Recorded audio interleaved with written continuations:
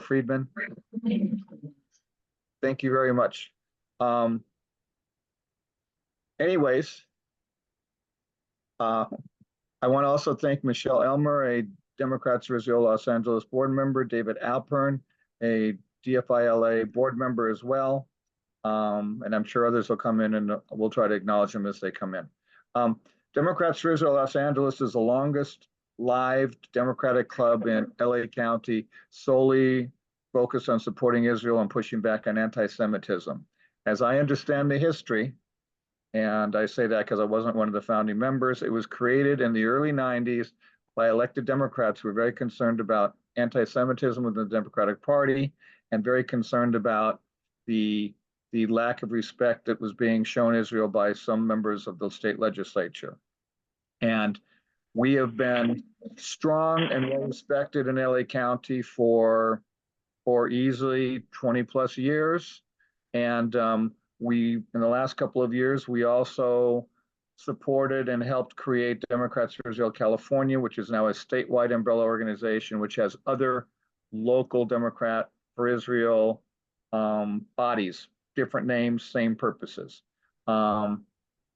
This is one of a number of events that we are like to hold from time to time, focusing on specific topics and helping to educate our membership.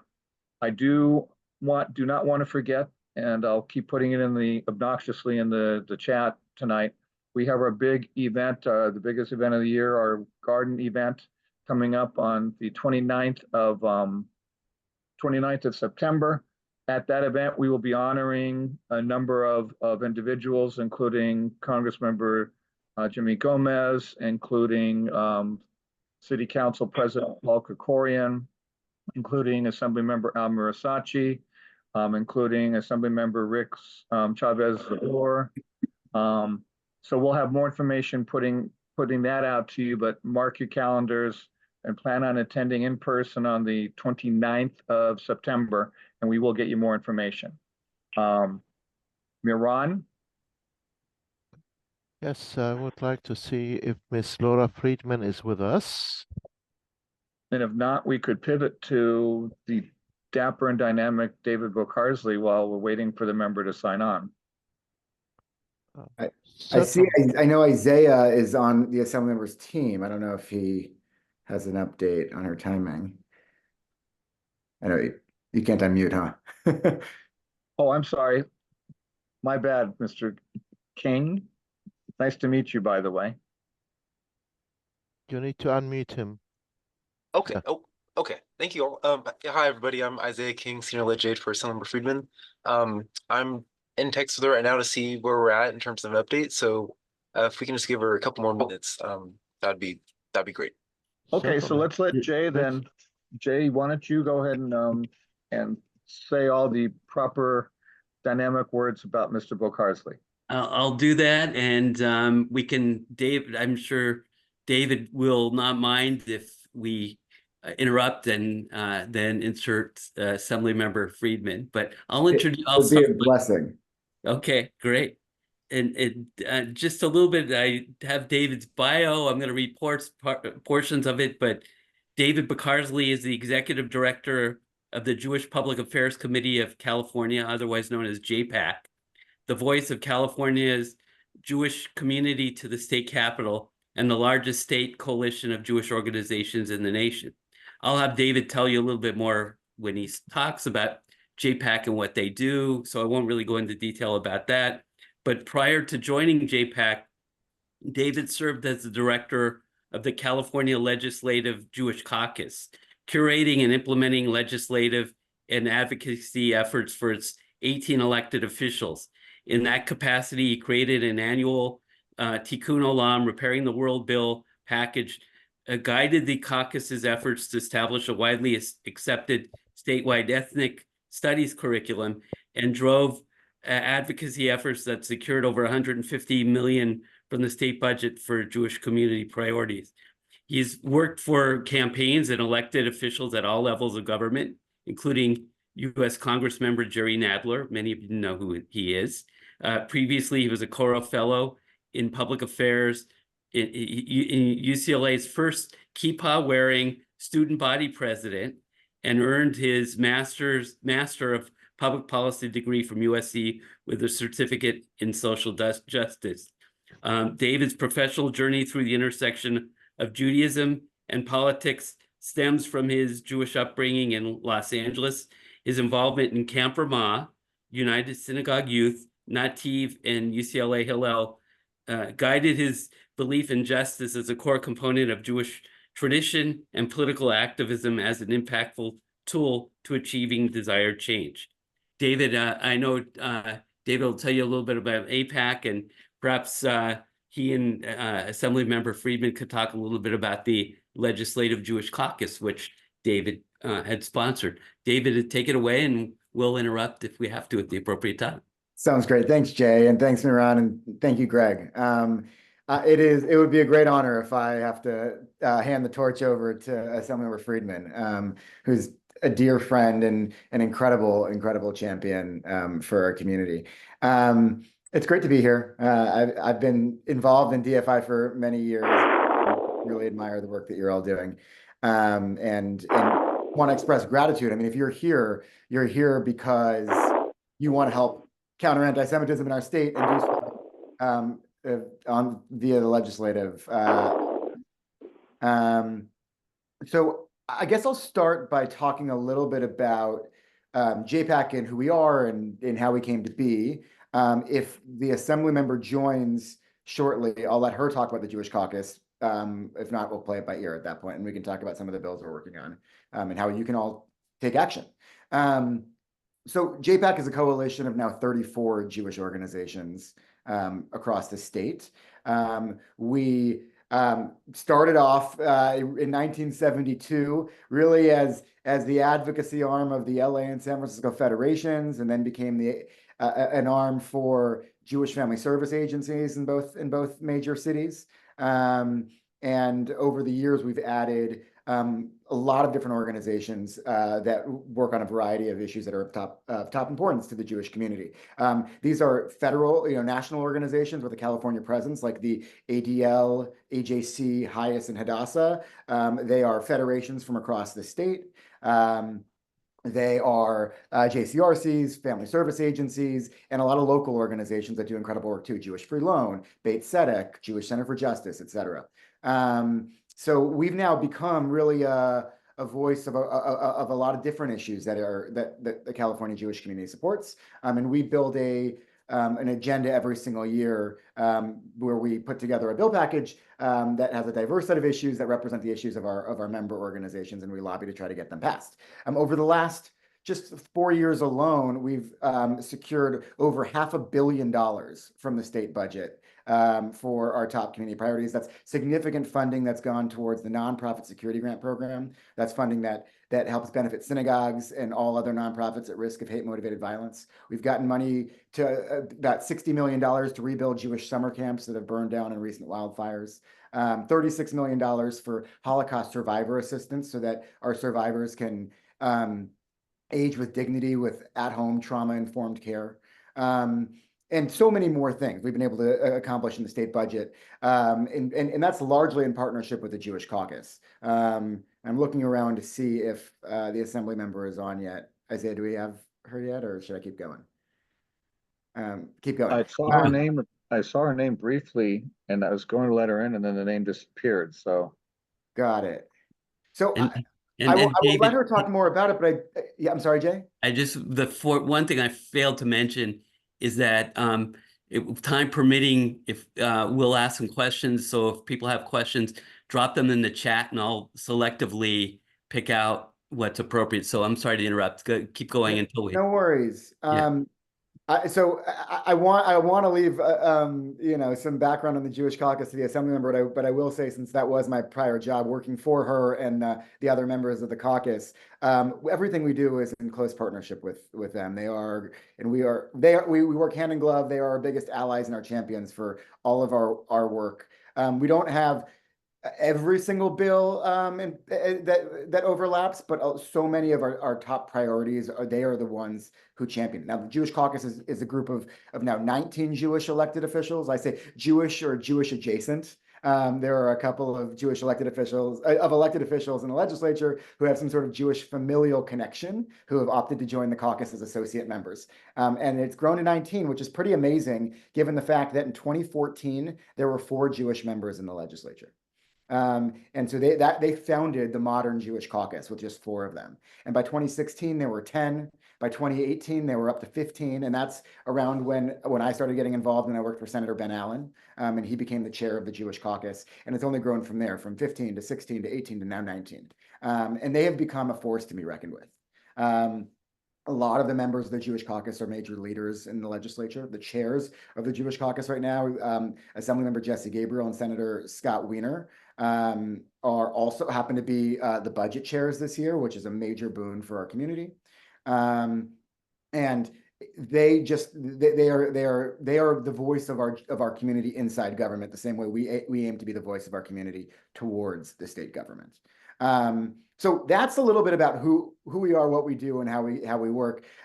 We've really tried to find opportunities for people across the state to be involved in our work. The main way that we engage people is through a big advocacy conference in Sacramento in May. It's called JPAC Capital Summit. I know many of you were there this year. We had about 500 people come up. The governor joined us by video. We had the lieutenant governor, attorney general, superintendent, and over 50 elected officials come and participate in our program. And it's an opportunity for us to really build power in the legislature so that throughout the year, as we're moving forward with our legislative bill package, we are able to speak to legislators and say we're representing the diverse group of people that came up to Sacramento.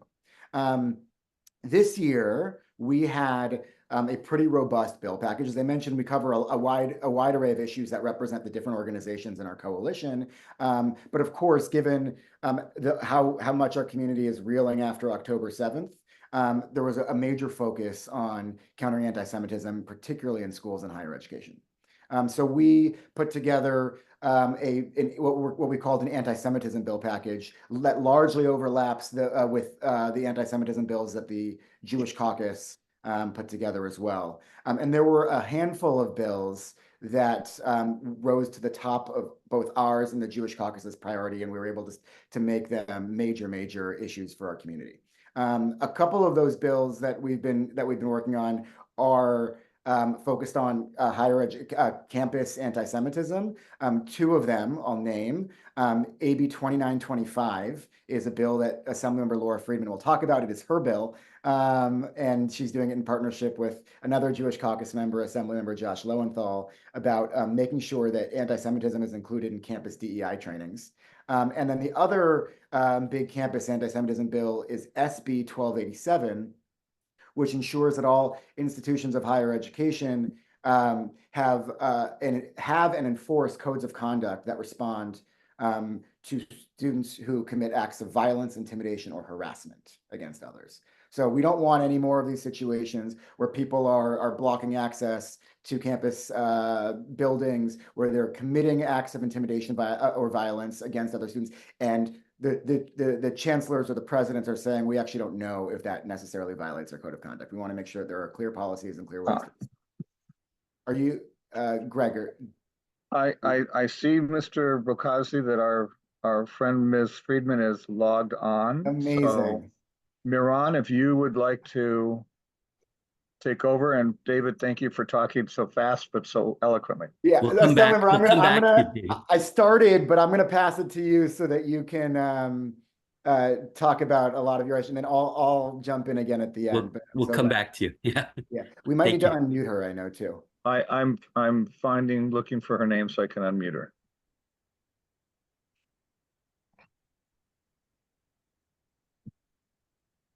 You would think as often as I've taught with this and run meetings on this, I'd be faster. Okay, she is unmuted. Hi, everybody. Hello. Thank you. First of all, let me take this opportunity to welcome our first elected to the California State Assembly in November 2016, Laura Friedman. She represents the cities of Burbank, Glendon, and Los Angeles, as well as the communities of La Crescenta, Lakeview. Laura's legislative work is focused in 3 primary areas: addressing the housing affordability and homelessness crisis, combating climate change, and protecting vulnerable communities. She has authored a package of bills to create new avenues of communities to tackle the affordable housing crisis, encourage water conservation, strengthen environmental sustainability. Welcome, Ms. Laura Friedman, and I'm going to give you the floor. Thank you so much. It's a pleasure to be with all of you here this evening. I'm not going to be able to stay with you after I give my remarks for more than a few minutes because I am sitting outside my daughter's new middle school that she's going into the parent orientation night. So it's a very exciting couple days with us here with the start of the school year, but it's a pleasure to see you. I am a state assembly member, Laura Friedman, and a member of the Legislative Jewish Caucus since I went into the legislature in 2016.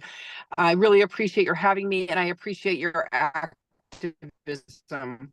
As you all know, it has been it's a very difficult time right now for our community. Particularly when it comes to issues around anti-Semitism. We know that anti-Semitic incidences have skyrocketed in the aftermath of October 7th. They were going on before October 7th for quite a while, but that incident has really, we've seen a marked increase in reported anti-Semitic incidents, to say nothing of unreported incidents that we hear from anecdotally.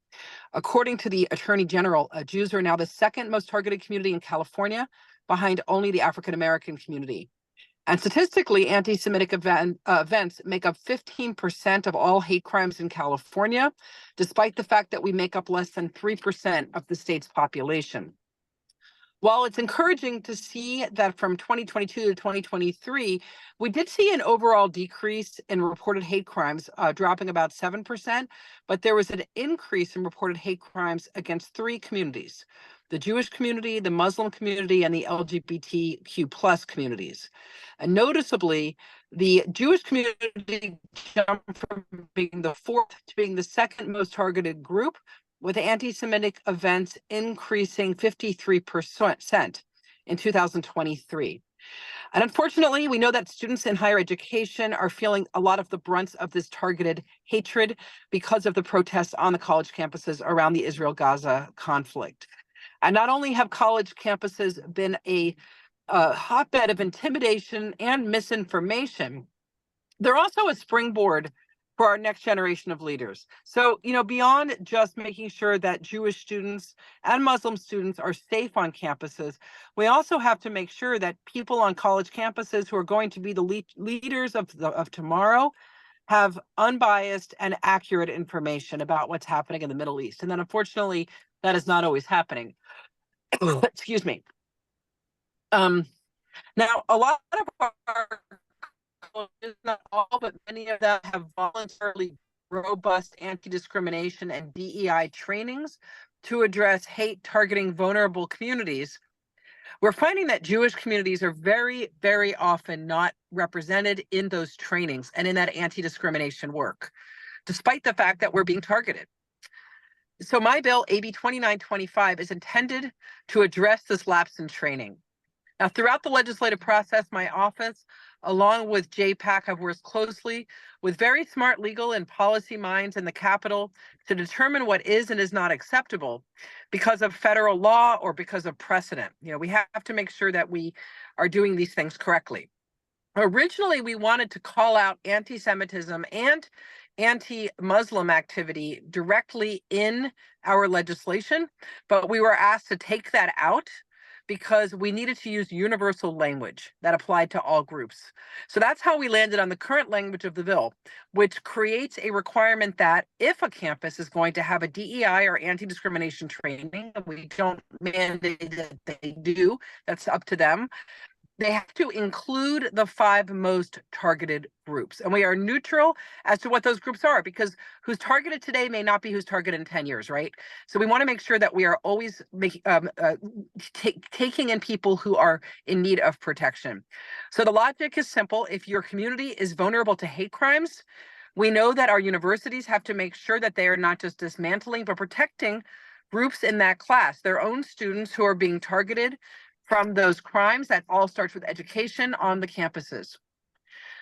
And so year after year, the Attorney General Office compiles this data And we also know that year after year, unfortunately, the Jewish community has been one of the 5 most targeted groups. So the chances are we're going to continue to be in that top 5, but we hope that we fall out of it, quite honestly. As I said before, we're seeing DEI trainings teaching about other vulnerable groups, which is wonderful. But for whatever reason, they have not been including our community. And so when professors or students go to these programs, and I've had people reach out to me directly who have gone to the anti-discrimination programs at their university to be told that there is no one there who is competent in understanding what anti-Semitism looks like on the campus. There's no one they can speak to who has a background in anti-Semitism or is culturally competent to understand why they have concerns. So I want to, first of all, highlight the collaborative work that my colleagues and stakeholders have been doing to address concerns about other groups not being directly called out in the trainings. And we propose to clarify that your community can be included, even if you're not in the top 5. And our new language encourages colleges to include groups that typically underreport hate crimes and groups facing any kind of upsurge in hatred based on recent world events, because that may look different in different places across the state. So we have language that says, if you're in a community where you know that you have groups that are being marginalized or groups that are being discriminated against, they may not be in that top 5 of statewide groups, but if you know that they're being targeted, you really should try to include them in your training. So again, no one is excluded in the bill, but the core of the bill remains. If you're one of the most targeted groups, you must be included.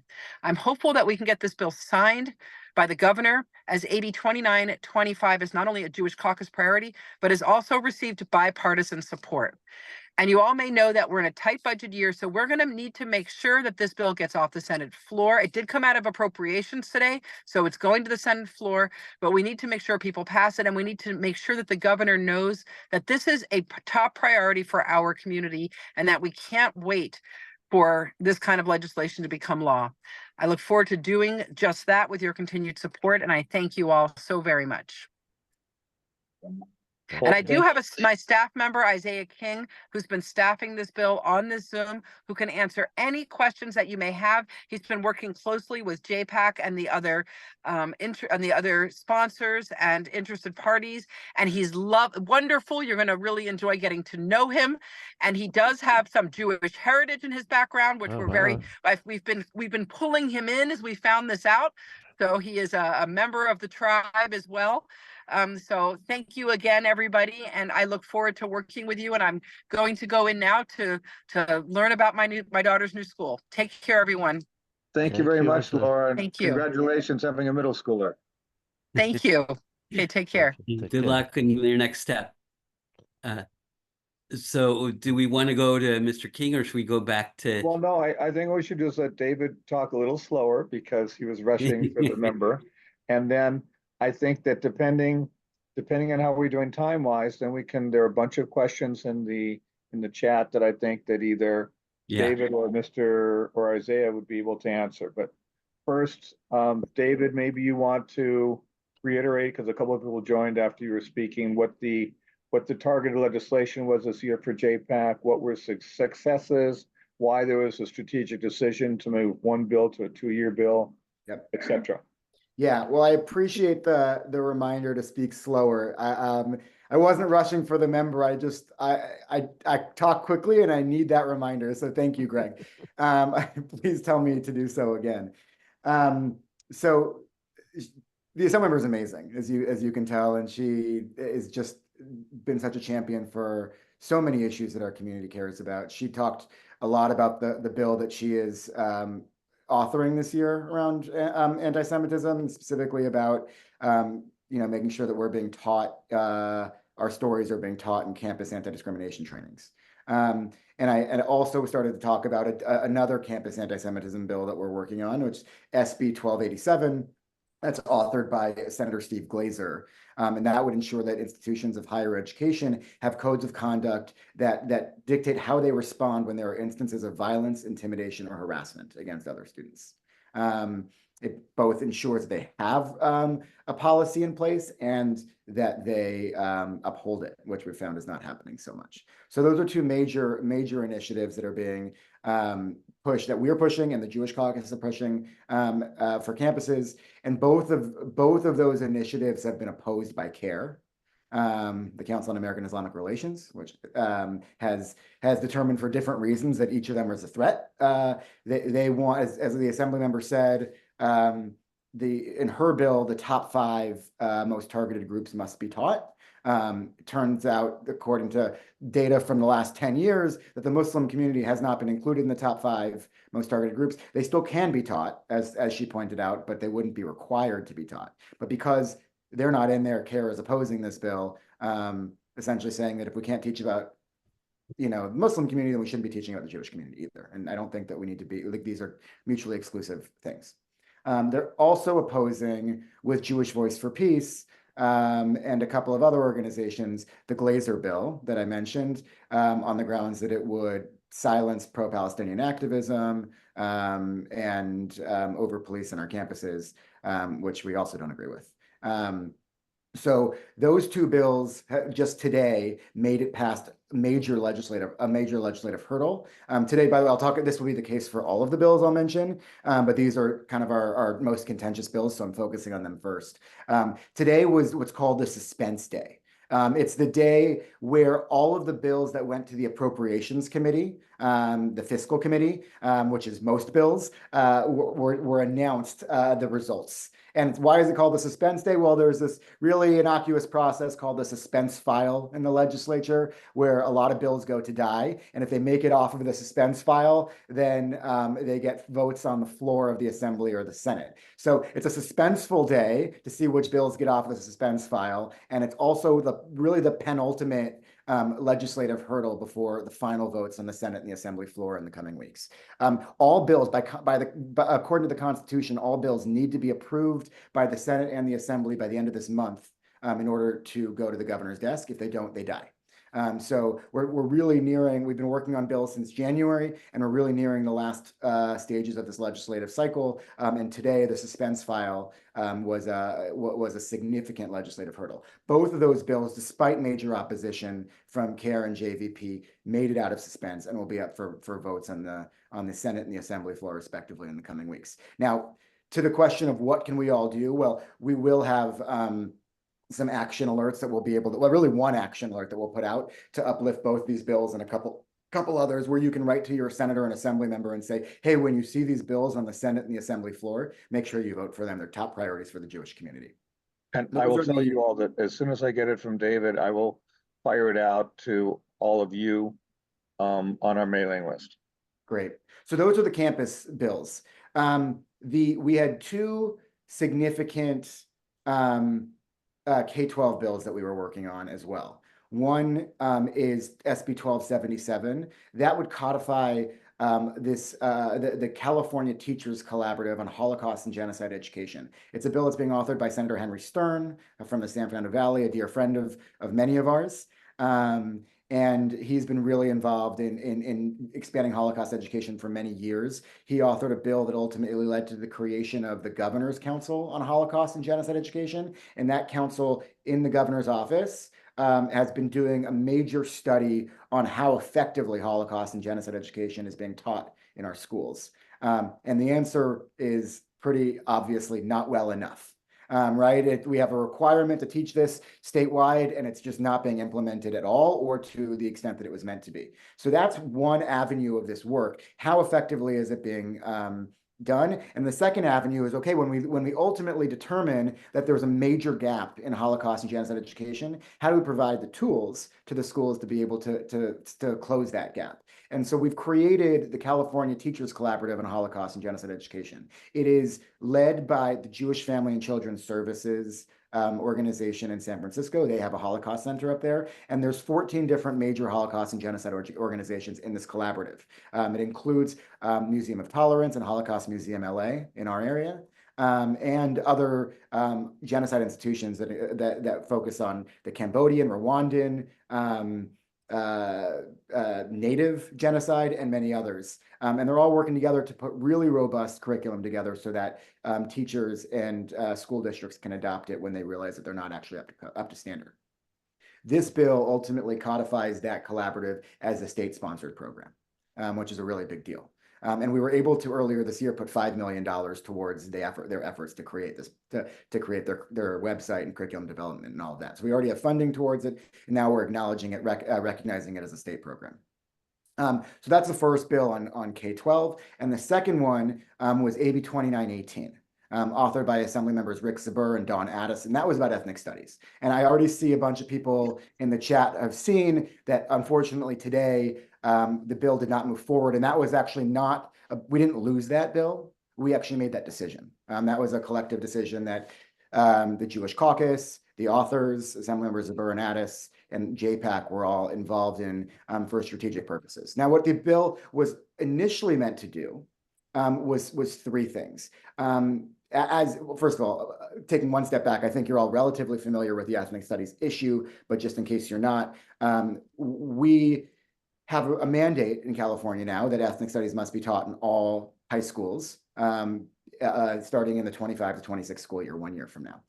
And we also have a state-approved ethnic studies model curriculum.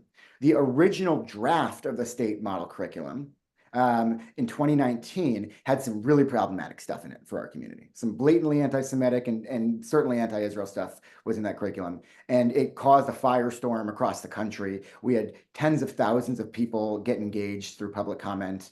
And ultimately, through a 3-year public engagement process, we were able to move that curriculum to a place that was widely accepted by Jewish community organizations. So the state-approved model curriculum is one that has been celebrated by JPAC and many other Jewish organizations, and it accomplished our 4 goals. 1, it got rid of all the anti-Semitic stuff. 2, it got rid of any content that casts Israel in a bad light. 3, it added lesson plans about the Jewish American experience, specifically focusing on Jewish diversity and the Sephardi Mizrahi communities.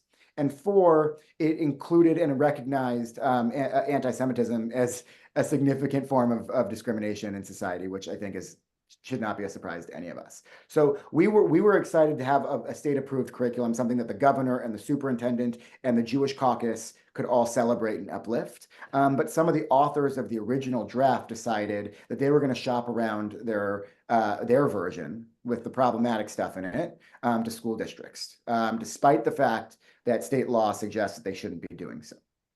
So we've been working for the last couple of years to go district by district and ensure that they aren't putting stuff that will harm Jewish students into their coursework. And we've also been thinking about how to create a legislative tool at the state level so that we won't have to be playing whack-a-mole in every single district, but we can actually work from a top-down approach to help address this issue.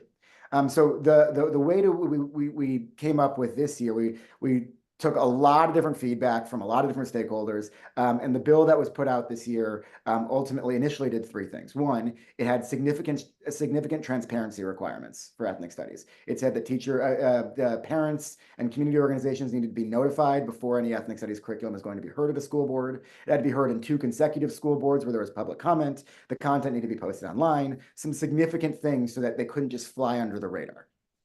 2, it was going to have implementation or content creation requirements. It specifically would have required that teachers, parents, and community members come together to develop the curriculum, and you had to have impacted communities from all the different communities that would be involved in that curriculum development process. And 3, it would have expanded what we call the guardrails from AB 101. The existing guardrails say you can't teach biased or bigoted content targeting any protected class. And that you can't use any content that was rejected from the original first draft of the curriculum due to its bias or bigotry.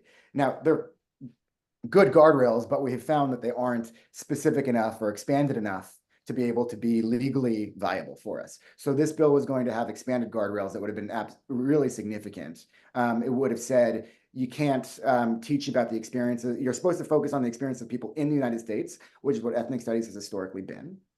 Focused on the experiences of communities of color in the United States, not foreign conflicts.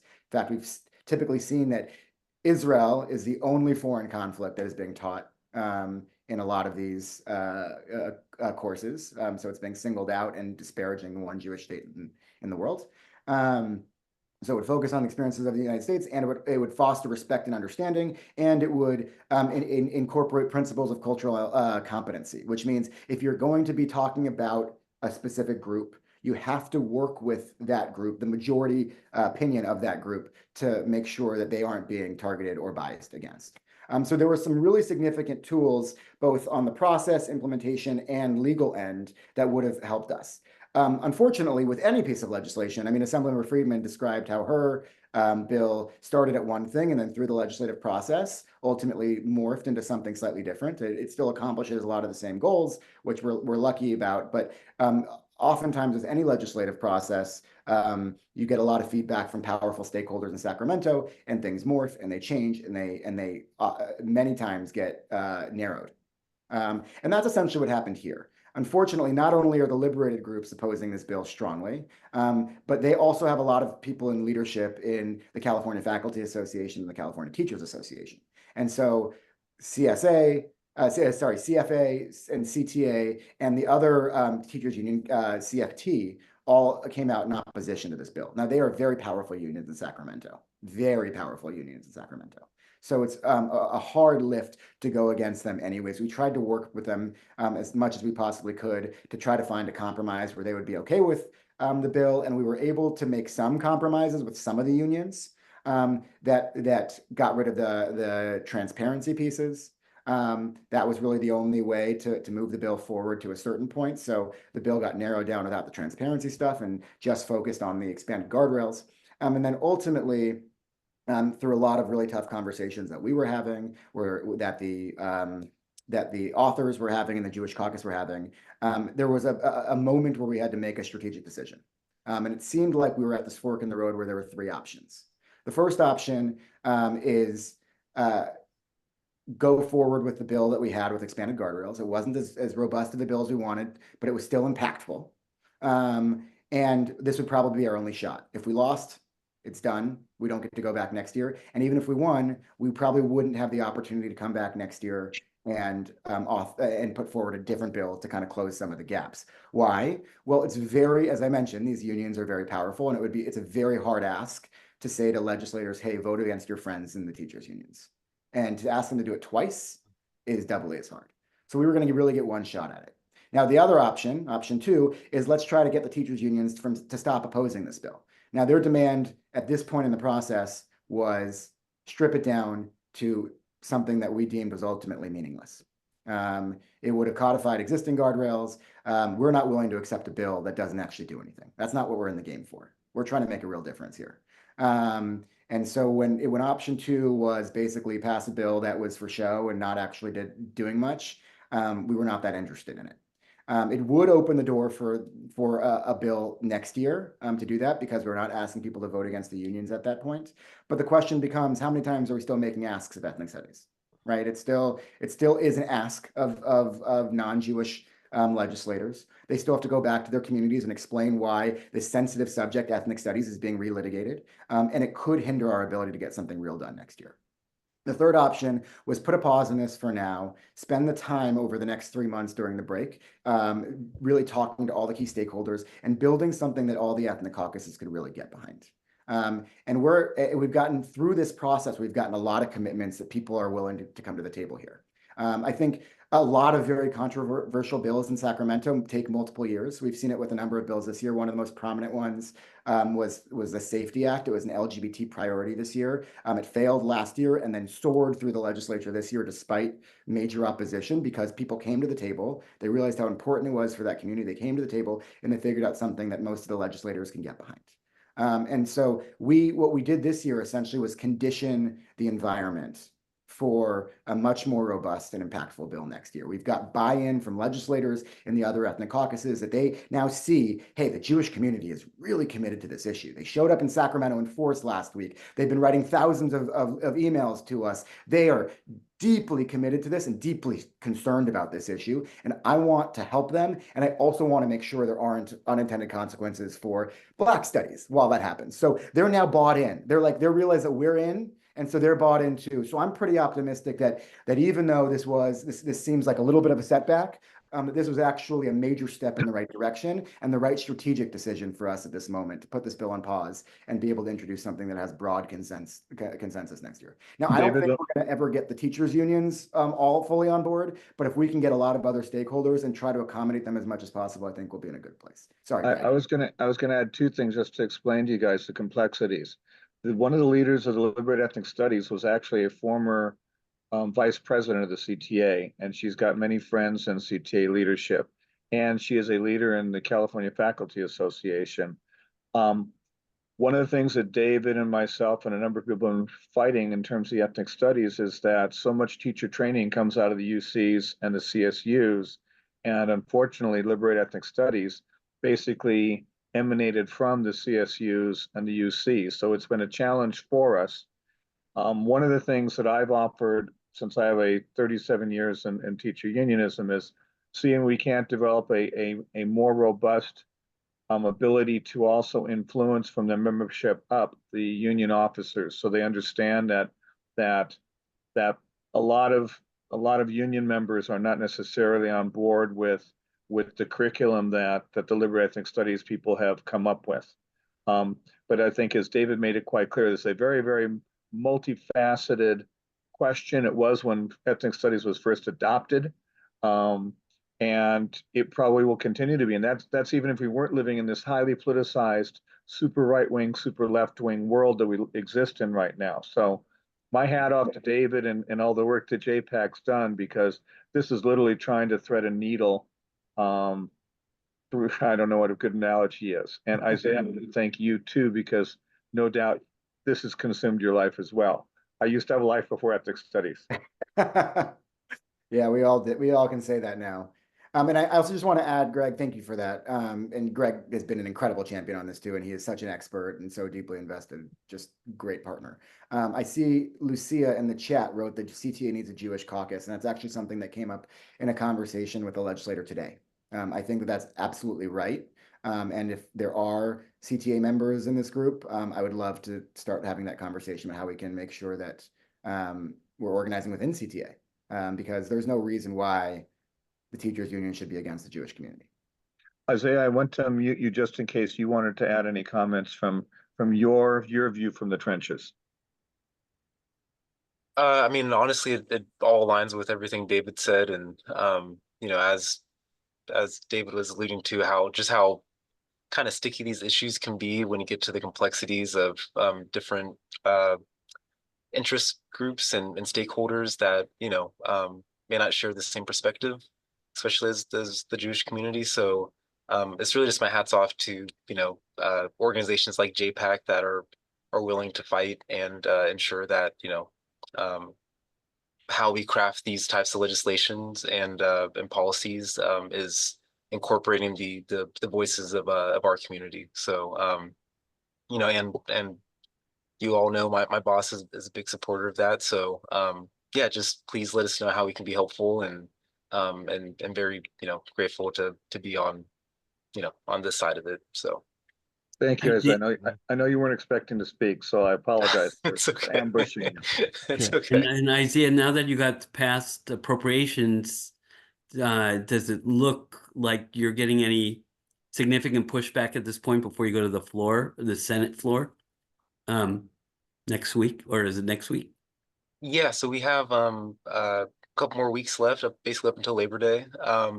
I mean, and David can speak to this as well.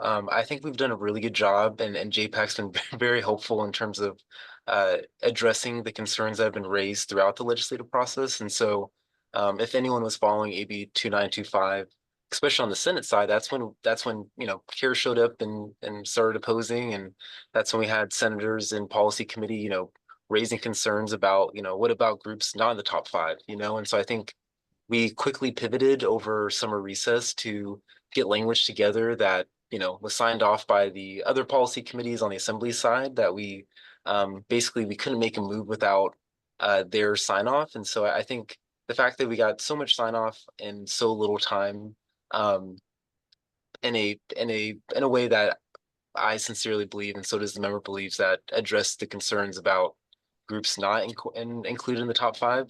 I think we're in a very good place moving to the Senate floor, and those senators that raise concerns during the policy committee, especially in Senate Judiciary Committee, have indicated that they'll be they should be fine with the bill when it comes to the floor. So I'm anticipating that we will get off the Senate floor. There could be maybe a question or two about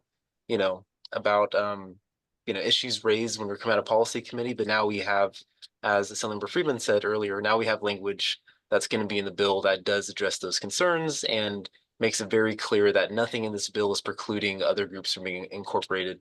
And I think the thing to also highlight is, there is no standard or requirement for schools to do DEI trainings. And so what we're doing here with this bill is kind of the first of its nature. And so I think when you're doing something for the first time, it's not always going to be a perfect process, but I'm very proud of the result that we've kind of come to after a really long year's worth of hard work and ensuring that we are being as careful as possible when we're crafting this policy so that we get the best outcome for our higher education institutions and, as the member said, our future leaders that are going to be impacted by this. So I feel very confident that we'll be able to get off the Senate floor in the next couple of weeks.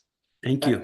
If I may jump in and just kind of build off of what Isaiah said, two things. One, when he says that we're at the last minute making a bunch of changes and building consensus. I mean, Isaiah is working this thing all day, every day. I was on the phone with him late last night trying to talk about a last minute fix that to help expand the scope of this bill for our community. So like it is.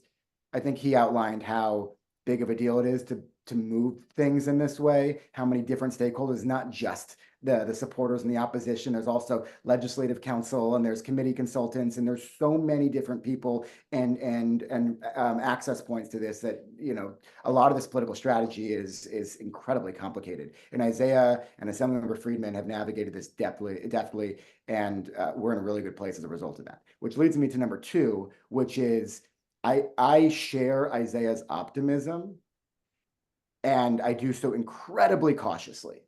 CARE is still opposed to this bill, and they are still advocating against it. And the other 2 bills I mentioned, the Glazer bill about campus code of conduct and the Stern bill about Holocaust education, are being actively attacked by CARE and Jewish Voice for Peace. I just saw yesterday a major action alert by Jewish Voice for Peace going after the Holocaust education bill. To me, that's like the most mind-blowing. Right, they're saying that Holocaust education cannot be passed because we're giving Zionist organizations the ability to teach about the Holocaust, as if our major Holocaust institutions in America are not also Zionist. Right, it's just the argument is so far-fetched, and they essentially say until we let anti-Zionists teach about the Holocaust exclusively, we're not going to learn about the Holocaust or any other genocides. Mm-hmm. So these bills are not a sure thing. And while I'm cautiously optimistic we're going to get this done, it takes work.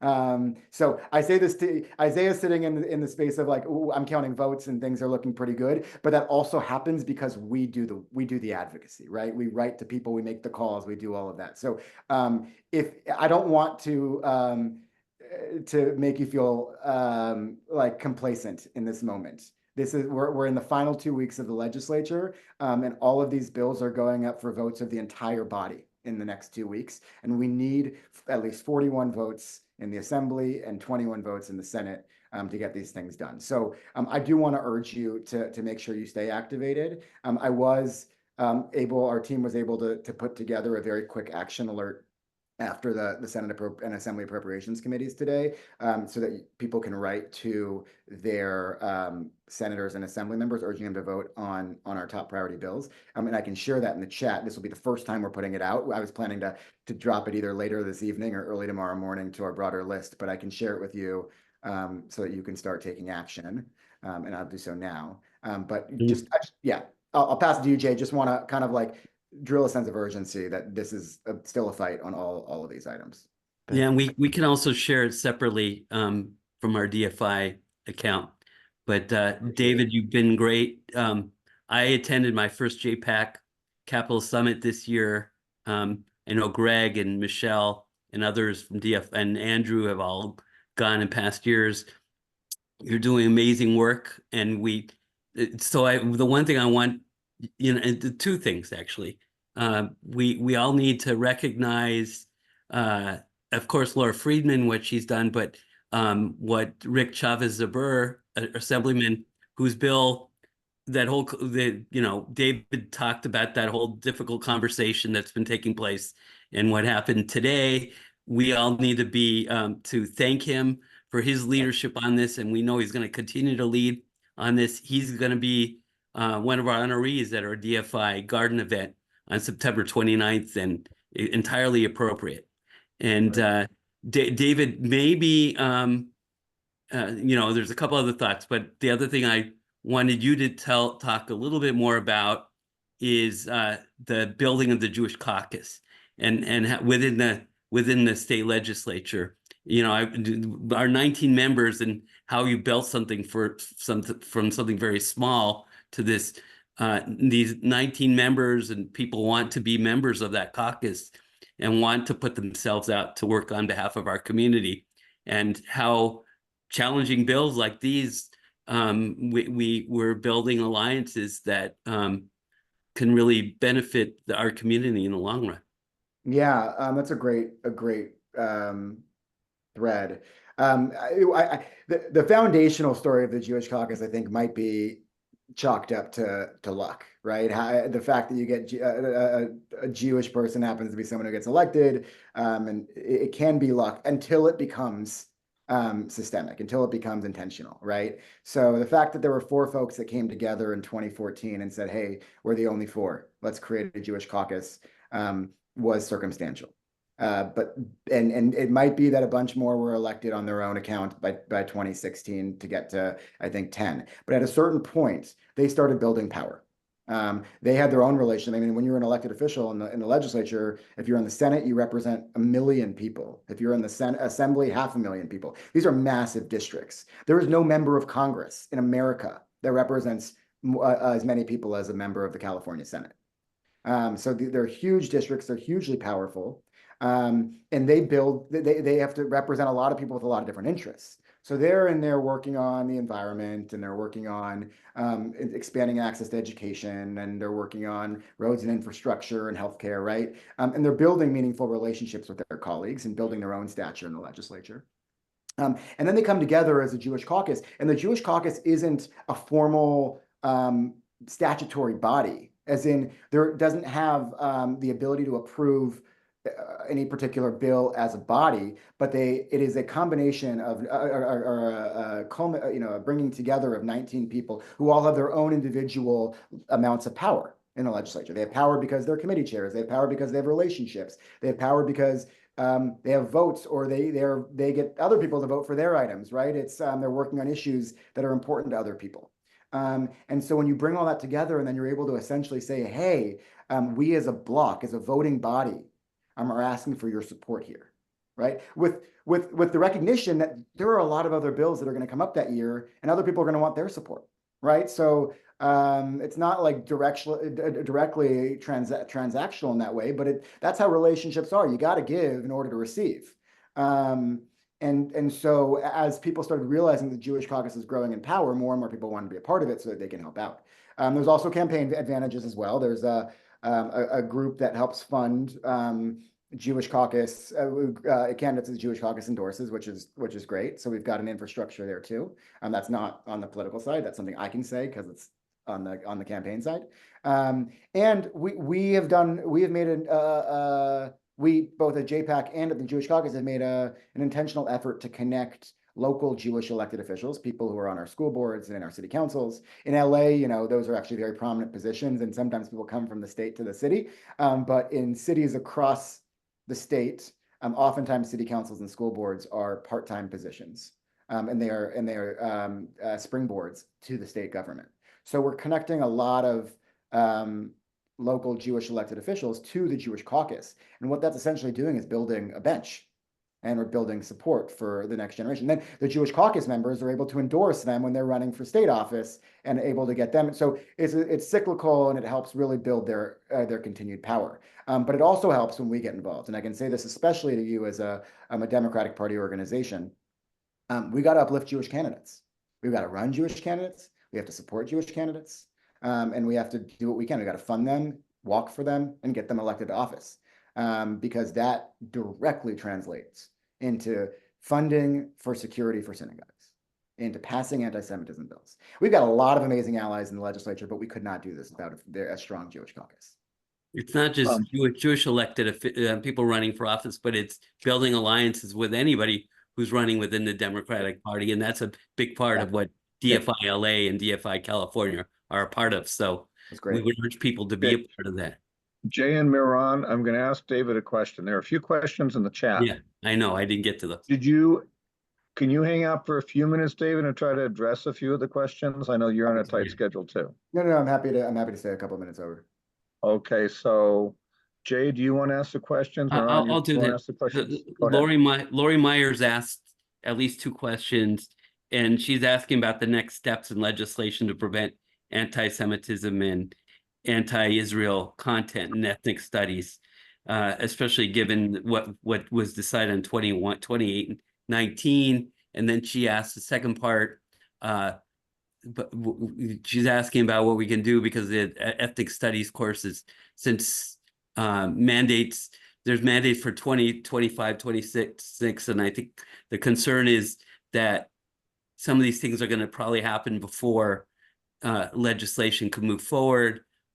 I don't know if David, you're in a position to answer that right now, because this is all kind of raw at this point. It is day of, but I can say what initial reactions. I mean, I've had a lot of conversations with members of diversity caucuses in the last couple of days. And all of them have said to me, as I shared, I saw the Jewish community show up last week in Sacramento. I get that you really care about this. I want to come to the table. And they said, and part of that conversation was, this bill was done people were working on ethnic studies requirements for 10 years. They're like, we fought this fight for 10 years. We finally got it enacted. We thought it was done. And now you're asking us to relitigate it. And I said, yeah, we are. It's important. And they say, okay, I get it. But we can't like force something through after all this time, right? And I say to them, I get that. So this bill was really only introduced 2 months ago. And a lot of the members like, let's sit down. Let's all get together over the course of, once the legislative session ends at the end of this month, there's a 4-month break before they all come back. And that's time for everyone to really start to think about what their policy goal agenda is for next year. And it's time for us to figure out what is going to work for a successful bill. So I know that Assembly members Zabur and Addis, who I absolutely agree we need to thank, they have been incredible champions. And worth mentioning, Assemblymember Zabur isn't Jewish. He's doing this all as an ally. He's part of the Jewish caucus. He's got a family connection, but he represents a big Jewish district, and he has just become the most incredible ally. And Assemblymember Addis is also just incredible as well, and comes from the classroom. So she really has a direct relationship as well. So they and the Jewish caucus members, and to the extent that I can get into the table, are going to have a lot of conversations in the coming months with their ethnic caucus partners. And their colleagues are not. You remember, they are concerned about ethnic studies because they want to make sure that Black and Latino and API and Native history is taught to their standards. And that's never been a concern for us. We want communities of color to teach about their own history. We just want to be involved when it impacts us, right? So I think there's definitely avenues for us to figure out how we can make them feel comfortable that we're not going to undermine their own lessons, while also making us feel more than comfortable that there isn't going to be any trace of anti-Semitic or anti-Zionist content in the classrooms. So there are suggestions already on the table. I know that they're going to start working from there. But what I'm going to do is going to start compiling information from the community. We've put together a pretty robust ethnic studies coalition over the last several months. We've got dozens of Jewish organizations. There's even a whole Democratic Party arm of this coalition. And it's a way to really respond to different facets of when we see liberated folks pop up, whether it's locally or whether it's in the Democratic Party or whether it's through legislation. We have different different subcommittees that all come together to do this work. And I'm going to put out a call for all the different possible ways that we can put together strong legislation. We're not going to get everything we want. We never will. That's the nature of legislation. But we should start off with a lot of ideas and offer them to the caucus and see what we can get, and then see what ultimately will come down. When you're this engaged in the minutiae of the legislative process, you're bound to be disappointed because a bill will always be a little narrower than it started. So I just want to kind of set expectations up front. It's never going to end with the way that it started. It's never going to get stronger, right? But we can always try to collect as much information as possible at the beginning, and work to get as much as possible of that into the final version. And so that's what we're going to do. We're going to start from a place with better trust, with more communication, with greater buy-in. And I believe that we're going to be able to end with something much stronger than we had this year. The question about timing is a really good one. The schools are expected to be teaching ethnic studies a year from now. And when a bill gets passed in the legislature, it effectively takes effect on January 1 of the following year. So if a bill gets passed next year, it will take effect January 1, 2026, which is notably after the start of that school year.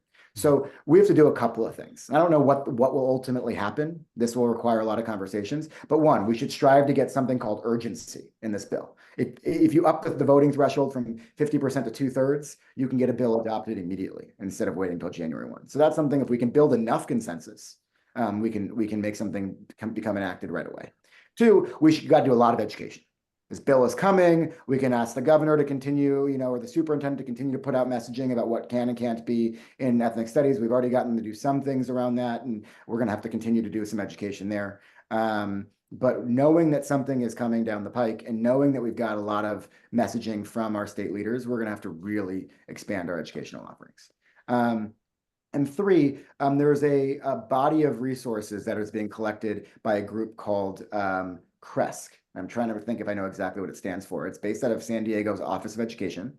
And they received a grant from the state to help develop, or really not develop, but compile appropriate ethnic studies curriculum that specifically adheres to the guardrails that we don't find problematic. And they're compiling that, and we should be able to use that. Once that becomes much more available in public, we should be able to use that to be able to bring district by district as an alternative to deliberated. So we're gonna keep working on all the avenues and see what we can do. And David, yeah, let me let people know that here locally, the Jewish Federation, DFILA, Stand With Us, ADL are meeting regularly with LAUSD's Division of Instruction to try to stay on top of the curriculum that's been developed, because LAUSD was the first district in the state to adopt a ethnic studies high school graduation requirement. They adopted it in 2016 and have been developing the curriculum, but we are staying on top of that here in LA.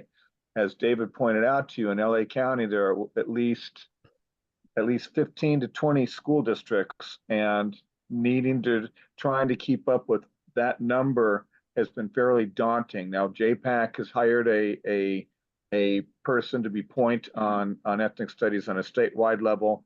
The Jewish Federation has hired people, LA Jewish Federation, to do the same thing, because it is a challenge. You got Santa Monica, you got Glendale, you got Burbank, you got the school districts out in San Gabriel Valley, and all of those are theoretically in our region as well. But LAUSD being the 800-pound gorilla, we are watching the Division of Instruction as close as we can.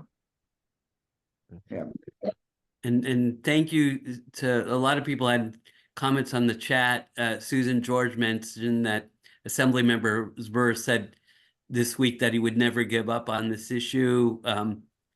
He's been great. Come to our event and thank him, and to support us and to support people like Rick, who actually said on a previous Zoom meeting that he was the David Bocarsly for Equality California for the LGBTQ plus community in his previous job. And Rick's great. So, but we have a lot of great legislators. I was blown away by the Jewish caucus when they spoke at the JPAC Capital Summit. We have a lot to be hopeful of, and help to build and help to support the alliances that they're building in the state legislature.